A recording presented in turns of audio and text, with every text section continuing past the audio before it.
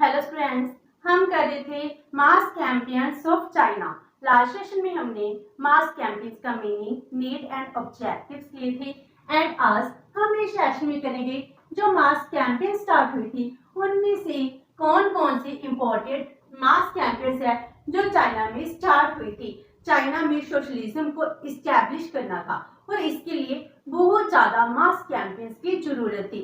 अगर एक पैटर्न को चेंज करना है, सोसाइटी का स्ट्रक्चर चेंज करना है, इसके लिए जरूरी है कि सोसाइटी के रहने वाले जितने भी लोग हैं इनकी पार्टिसिपेशन होनी चाहिए। तो इसी पार्टिसिपेशन के लिए आम लोगों से जुड़ा गया, उनकी जो कैंपेन बनाई गई। तो जो आम कैंपेन थे वो कौन कौन से कैंपेन थे जिस वजह से चाइना में चेंज आता है। तो सबसे पहले आती है लैंड रिफॉर्म मूवमेंट। जब कम्युनिस्ट पार्टी ऑफ चाइना है जी जीत जाती है, जी चाइना को इस्टेब्लिश कर लेती है, यूनिफिकेशन हो जाता है, तो जी कहती है कि हम लैंड रिफॉर्म करेंगे। मीनिंग जी सत्ता से आने से पहले कह रहे थे कि अगर हम जीत जाते हैं तो हम लैंड रिफॉर्म करेंगे, जिस वजह से जो बिग लैंड लॉर्ड्स हैं, फ्यूडल लॉर्ड्स हैं, इनकी जो जमीन है इनसे लेकर जो आम पर्सन्स हैं, पुअर पेशेंट्स हैं, लैंडलेस फार्मर हैं, इनको रीडिस्ट्रीब्यूट की जाएगी। तब जब ये जीत जाते हैं तो इनको लैंड रिफॉर्म करने की जरूरत थी। तो इसके लिए इन्होंने मास कैंपेन है वो स्टार्ट किया। इसके लिए उन्होंने क्या किया, जो लैंड लॉर्ड्स थे इनकी ऑनरशिप थी इनको अबॉलिश कर दिया। जो ये ऑनरशिप खत्म की थी, ये कैसे की थी, without paying any compensation. Meaning इन्होंने कुछ भी कंपनसेशन पे नहीं किया था।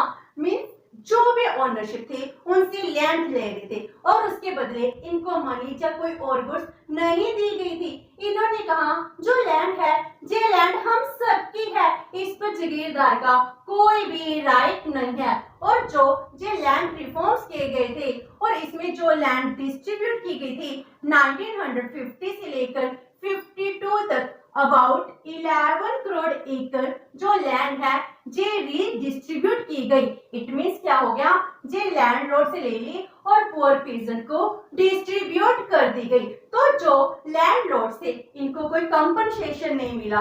मीनिंग अब इन पर रेवेन्यू टैक्स है वो इम्पोज किए जाने लगे। मीनिंग इनको कहा गया कि अब आप टैक्स पे करेंगे। पहले तो इनकी लैंड ले ली, फिर इन पर टैक्स भी इम्पोज कर दिया गया। एंड इस तरह वहां पर डिक्टेटरशिप ऑफ प्रोलेटेरिएट है इसको इस्टेब्लिश किया जाता है।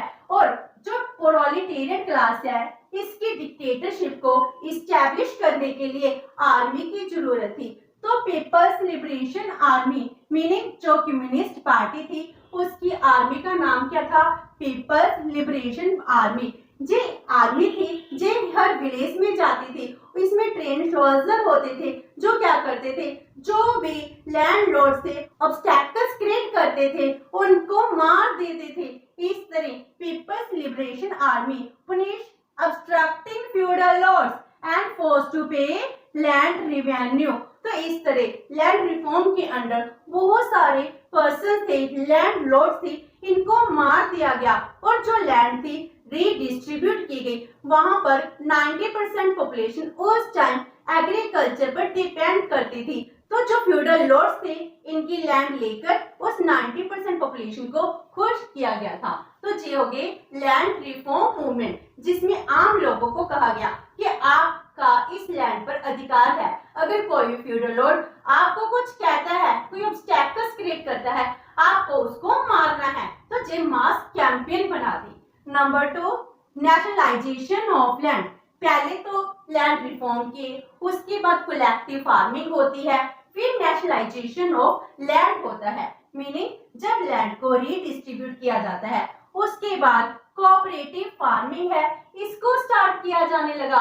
कोऑपरेटिव फार्मिंग में जो भी लैंड थी, लैंड को क्या किया गया, जितनी भी विलेज की लैंड थी उसकी पॉपुलेशन से डिवाइड कर दी और उसके बाद क्या कहा कि ये लैंड का पीस आपका है, लेकिन जो फार्मिंग करनी है उस टाइम आप सबने कलेक्टिवली फार्मिंग करनी है, साथ में मिलकर फार्मिंग करनी है। तो उसके बाद कोऑपरेटिव फार्मिंग है, कोऑपरेटिव फार्मिंग को प्रमोट किया गया। इसके लिए म्यूचुअल एड टीम्स हैं वो इस्टेब्लिश की गई एंड 1953 तक 14,000 कोऑपरेटिव सोसाइटीज है। इन सोसाइटीज को इस्टेब्लिश किया गया, मीनिंग जो भी लैंड पर प्रोडक्शन आती थी वो प्रोडक्शन कोऑपरेटिव सोसाइटी की होती थी। उसमें जो जितना वर्क करता था उसको उसके अकॉर्डिंग ही डिस्ट्रीब्यूट किया जाता था। तो लैंड रिफॉर्म की गई, कोऑपरेटिव फार्मिंग की गई और इसके बाद जो प्रोसेस स्टार्ट होती है वो थी नेशनलाइजेशन की, मीनिंग जो भी लैंड है वो ये कहा गया कि वो लैंड किसी पर्सन की ना होकर, इंडिविजुअल की ना होकर, वो स्टेट की लैंड है। आपको इस पर प्रोडक्शन करनी है, जितनी भी प्रोडक्शन आएगी आप सबको रीडिस्ट्रीब्यूट कर दी जाएगी, जिसका जितना जितना शेयर होगा वैसे ही उसको डिस्ट्रीब्यूट किया जाएगा। इस तरह नेशनलाइजेशन ऑफ लैंड होती है। Next is people's community campaign, meaning तो वहां पर पीपल्स कम्युनिटी है वो इस्टेब्लिश किया गया। कम्युनिटी होती क्या है? कम्युनिटी एक सोशलाइजेशन स्ट्रक्चर था जिसमें लोगों के लाइफ को रेगुलेट किया जाता है। इसका मीनिंग क्या हो गया? ऑर्गेनाइजेशन ऑफ विलेजेस, जिसमें सब कुछ मैनेज होगा। तो जो कम्युनिटी होती थी इसमें 5,000 फैमिलीज होती थी। कम्युनिटी के अंदर ही सभी प्रोडक्शन होती थी, डिस्ट्रीब्यूशन होती थी। इसमें ही कॉमन किचन भी होती थी, मीनिंग जिसने जो खाना है वो उसी कॉमन किचन में ही खाना होता। सभी प्रोडक्शन करते थे। जो प्रोडक्शन होती थी कम्युनिटी की प्रोडक्शन मानी जाएगी। एक कम्युनिटी में, एक एरिया में जितने भी लैंड है वो कम्युनिटी की आम लोगों की लैंड मानी जाती थी। जितनी भी इंडस्ट्रीज है सबकी इंडस्ट्रीज ही मानी जाएंगी, तो प्रोडक्शन भी सबकी होगी। तो इसके लिए जो लोगों की लाइफ है उनकी लाइफ को बहुत ही ज्यादा डिसिप्लिन एंड रेगुलेट किया गया था। तो जो कम्युनिटी सिस्टम था ये किसके लिए थी? For socialisation of whole life of individual.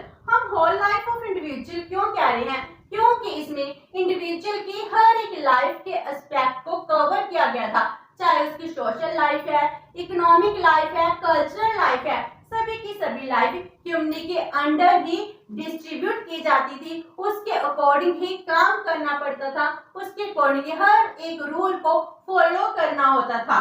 तो इसके अंडर जितनी भी प्रोडक्शन होती थी it used to be common property of community. ये माना गया कि जितनी भी प्रोडक्शन है हम सब लोगों की है। एक कम्युनिटी में अगर 5,000 फैमिलीज है तो जो वो प्रोडक्शन पूरी की पूरी 5,000 लोगों की मानी जाती थी। एंड 1982 में जब इसको खत्म किया गया उस टाइम 5,43,520 कम्युनिटीज थी वो इस्टेब्लिश हो चुकी थी। लेकिन लोग इसको क्रिटिसाइज भी कर रहे थे क्योंकि वर्कर है, वर्कर में कुछ भी ऐसा नहीं था कि अगर हम ज्यादा काम करेंगे तो हमको ज्यादा रिवॉर्ड मिलेगा, क्योंकि अगर वो काम करते हैं वो प्रोडक्शन कम्युनिटी की मानी जाती है। तो इसका एक नेगेटिव इम्पैक्ट भी पड़ता है, जिसकी वजह से जब माओ की डेथ हो जाती है, फिर इकोनॉमिक रिफॉर्म्स होते हैं, तो 1982 में जो कम्युनिटी सिस्टम है इसको अबॉलिश कर दिया जाता है।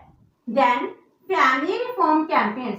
अब फैमिली रिफॉर्म कैंपेन्स भी करने थे, इसी के लिए न्यू मैरिज लॉ 1950 है, इसको फॉर्मुलेट किया गया, जिसमें वुमन है उनको बहुत ज्यादा लिबर्टी दी गई। उनको ये कहा गया कि हर एक पर्सन को, हर एक लेडी को अरेंज मैरिज नहीं लव मैरिज ही करानी है। वहां पर अरेंज मैरिज पर बैन लगा दिया गया। वहां पर लेडी को फ्रीडम दी गई कि वो भी डिवोर्स की डिमांड कर सकती है। पहले लेडी को इतनी ज्यादा लिबर्टी नहीं थी, लेकिन मैरिज लॉ के बाद वुमन को बहुत ज्यादा लिबर्टीज प्रोवाइड की जाती हैं। और इसमें ही जो सिस्टम ऑफ चाइल्ड मैरिज था, पॉलीगैमी सिस्टम था, इसको खत्म कर दिया गया, जिससे वुमन की रिस्पेक्ट है वो भी इंक्रीज हुई थी। Next is the great leap forward. Great leap forward का मीनिंग क्या है? जो इकोनॉमी है, इकोनॉमी को इंडस्ट्रियलाइज्ड इकोनॉमी बनाना है। इनका टारगेट था कि हमारी इकोनॉमी है 15 इयर्स में जो 1972 तक ब्रिटेन से भी आगे लेकर जाना चाहते थे। तो ये क्या थी? Great leap forward. It is a for reconstruction the agrarian economy to industrialised economy, mean अपनी को रिकंस्ट्रक्ट करना था। वो एग्रेरियन इकोनॉमी थी, एग्रीकल्चर पर डिपेंड थी। अब इसमें इंडस्ट्रियलाइज्ड इकोनॉमी बनना था ताकि इकोनॉमी की ग्रोथ है वो बहुत ज्यादा इंक्रीज हो सके। इसके लिए मॉडर्न हैवी इंडस्ट्रीज हैं, इन पर रिलाई करना पड़ता था। इसके लिए पब्लिक सेक्टर है वो मॉडर्न हैवी इंडस्ट्रीज है, इनमें इन्वेस्टमेंट करेगा। और इसके साथ साथ जो इंडिजीनियस इंडस्ट्रीज हैं वो भी प्रोडक्शन करेंगे। वो स्मॉल स्केल इंडस्ट्री के थ्रू प्रोडक्शन कर रही थी, meaning modern technology plus indigenous technology के थ्रू इन्होंने प्रोडक्शन की। ये बहुत ही बड़ा इंडस्ट्रियल हब बन चुका है। मैन्युफैक्चरिंग हब कौन है? आज भी चाइना ही माना जाता है। इस तरह इन्होंने अपनी इकोनॉमी को आगे लेकर जाने के लिए स्टील, कोल, पेट्रोलियम प्रोडक्शन है वो बहुत ज्यादा टाइम से वो इंक्रीज कर ली थी। तो जो एक इंडस्ट्रियलाइज्ड इकोनॉमी बनने के लिए मास मूवमेंट चलाते हैं, जिसमें प्राइवेट सेक्टर है इसकी भी इन्वॉल्वमेंट है वो भी स्टार्ट हो जाती है। Next is 3 anti and 5 anti campaign. जो 3 एंटी एंड 5 एंटी कैंपेन है ये क्या था? ये जो इकोनॉमी है, इकोनॉमी की ग्रोथ रेट को इंक्रीज करना था, फॉरेन ट्रेड को एक्सपेंड करना था और इसीलिए अपनी ही कंट्री में जो करप्शन है इसको खत्म करना था। जो नेशनलाइजेशन की पॉलिसीज है इसको प्रमोट करने के लिए 3 एंटी एंड 5 एंटी कैंपेन है वो चलाई जाती है। 3 एंटी कैंपेन क्या थी? करप्शन के अगेंस्ट, वेस्टफुल एक्सपेंडिचर के अगेंस्ट एंड ब्यूरोक्रेटिक एटीट्यूड के अगेंस्ट। क्योंकि अगर फॉरेन ट्रेड, बिजनेस, इंडस्ट्रियलाइजेशन की ग्रोथ चाहिए थी तो ये नहीं होना चाहिए। तो 3 एंटी कैंपेन चलाई जाती है। जो बिजनेस क्लास है या फिर गवर्नमेंट ऑफिशियल्स हैं जो इनके अगेंस्ट थी, क्योंकि अगर जी कोई भी गलत काम करते थे तो उनके अगेंस्ट एक्शन लिए जाते थे। तो ये 3 एंटी कैंपेन थी। एंड जो 5 एंटी कैंपेन थी ये पूरी सोसाइटी के लिए थी। तो इसमें क्या था? Bribery, tax evasion, theft of state property, espionage and embezzlement, इन सब के अगेंस्ट क्या किया गया?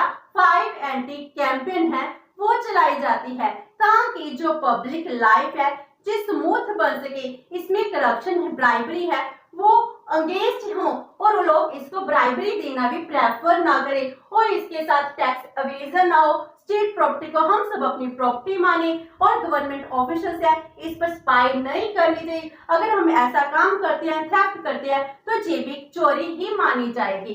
इस तरह 3 एंटी एंड 5 एंटी कैंपेन चलाई जाती है।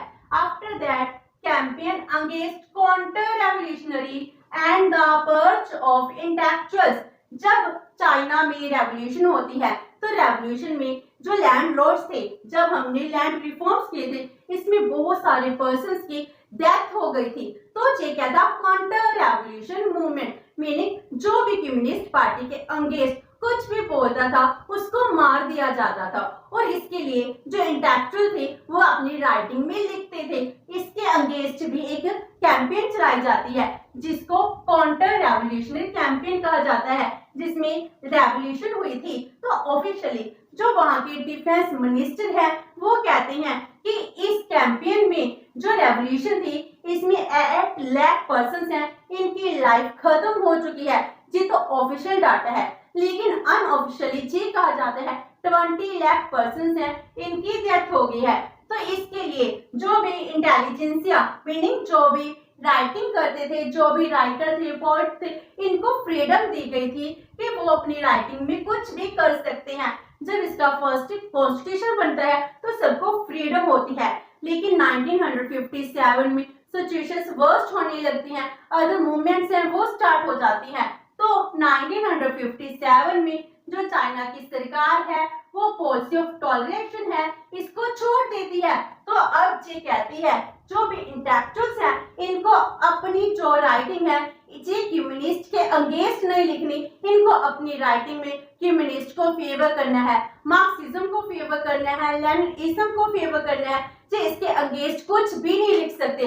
तो 57 में इंटेलेक्चुअल के अगेंस्ट एक कैंपेन चलाते हैं, तो ये लॉन्च करते हैं ब्रेन वॉशिंग मूवमेंट, जिसमें जो इंटेलेक्चुअल्स हैं वो इंटेलेक्चुअल अपनी राइटिंग में पार्टी और सरकार की फेवर की बातें लिखेंगे, उनके अगेंस्ट कुछ भी नहीं लिखेंगे। अगर कोई कुछ भी लिखता था तो उसके साथ बहुत ही इल ट्रीट बिहेव किया जाता था, इवन कि उसको मार दिया भी जाता था। आज भी अगर कोई कम्युनिस्ट पार्टी के अगेंस्ट चाइना में कुछ भी लिखता है तो वो कहाँ गायब हो जाता है? कुछ भी नहीं पता चलता। तो ये क्या होगी, campaign against counter revolutionaries and the perch of intellectual. जो भी इंटेलेक्चुअल थे उनको पर्च कर दिया जाता था, मार दिया जाता था, एक्सपेल कर दिया जाता था। Next is rectification campaign. Rectification campaign क्या थी, अपनी गलती को खुद रेक्टिफाई करना। तो ये किसके साथ रिलेटेड थी कि जो एक पॉलिटिकल पार्टी है, वहां पर तो वन पार्टी सिस्टम है, कम्युनिस्ट पार्टी। तो कम्युनिस्ट पार्टी में जो पर्सन्स हैं वो अच्छे होने चाहिए। अगर वो अच्छे पर्सन्स नहीं होंगे तो वेलफेयर के लिए काम नहीं करेंगे। तो अपनी ही पार्टी में जो मेंबर्स हैं इनकम्पिटेंट थे उनको निकाल देते थे, तो उनको अपनी मिस्टेक है वो रियलाइज हो सके। तो इसको कहते हैं rectification campaign. It was linked with devotion, competence and capability and ideological commitment of the party members। अगर कोई भी पार्टी मेंबर्स ऐसा कुछ नहीं करती थी तो अपनी ही पार्टी से उसको पर्स कर दिया जाता था, क्योंकि वो कहते थे जो इनकम्पिटेंट पीपल हैं, जो अपॉर्चुनिस्टिक हैं, इनकी पार्टी में कोई भी जगह नहीं है। तो इसको ही रेक्टिफिकेशन कैंपेन कहा जाने लगा।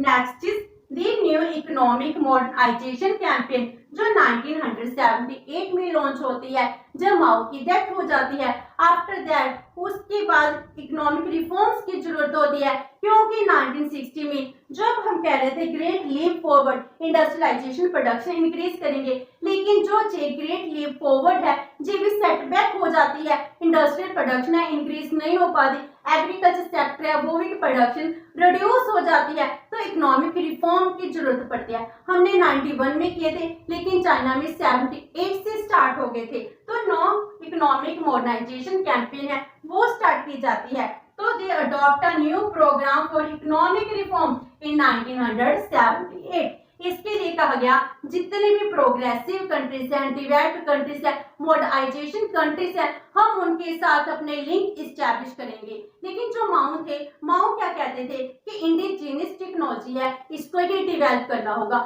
हमको फॉरेन के साथ कोई ट्रेड रिलेशंस नहीं डेवलप करने हैं। एंड इस तरह वहां की इकोनॉमी बैकवर्ड जा रही थी। तो जब नई सरकार बनती है तो they start to increase contacts with modern and progressive countries. Even कि इन्होंने जापान के साथ भी अपने लिंक है वो इंक्रीज कर लिए, क्योंकि जो इकोनॉमिकली वायबिलिटी देख रहे थे। इसीलिए इन्होंने क्या किया, जो भी इनकी यूथ थी इनको फॉरेन कंट्रीज में स्टडी करने भेजते हैं, लेकिन उनको कहते हैं कि आपको उनका सिस्टम समझना है, वो सिस्टम समझकर वहां पर नहीं रहना, वापस चाइना में ही आना है। इस तरह इन्होंने अपनी इकोनॉमी को मॉडर्नाइज किया है।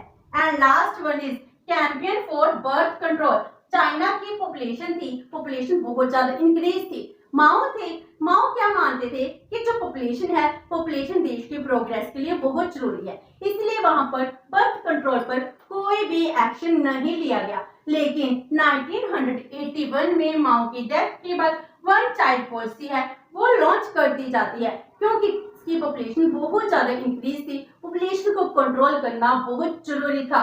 इसके लिए फैमिली लाइफ में जो अथॉरिटीज है वो इंटरफेयर करना स्टार्ट कर देती हैं। सबको कहती हैं सिर्फ एक ही चाइल्ड होना चाहिए, अगर सेकंड चाइल्ड करना है उसके लिए स्टेट अथॉरिटी की परमिशन की जरूरत होगी।